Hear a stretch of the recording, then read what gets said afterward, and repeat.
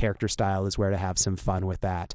Clone source is actually something that I haven't talked about because I think it makes things needlessly confusing.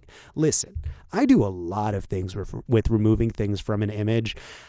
I have never seen a good use case for a clone source, for the clone source window. I'm not saying it doesn't exist. I was excited about it when it first happened.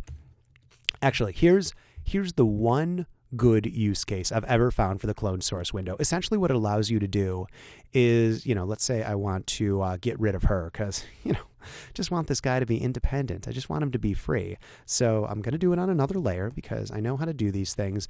I could say that one sample is coming from here.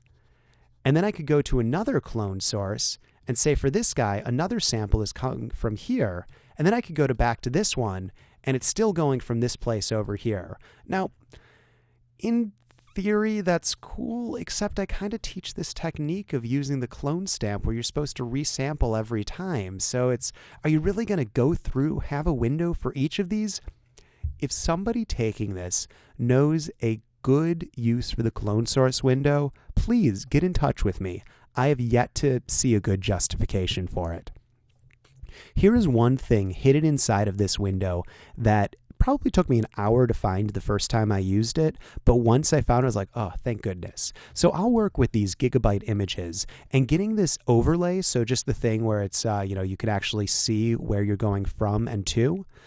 Getting that overlay actually slows down Photoshop a little bit. It might not anymore on a really fast computer, but if you're like really doing a bunch and you're working with like dozens, if not hundreds of layers, each with layer styles on them, sometimes the overlay bogs it down and you can't just do sample, click, sample, click. So sometimes going into the window clone source and unclicking show overlay, so you're no longer seeing the overlay, will actually speed Photoshop up. And I guarantee you the use case for that is very, very rare. It's something that took me a long time to find, and I was very happy when it did, and it sped up my workflow. So if you're running into Photoshop slowing down, and you're using the clone source on crazy files, maybe this will be a situation for you. Are there other things in this window? Yes. Am I going to cover them? No. Good God, this window's the worst.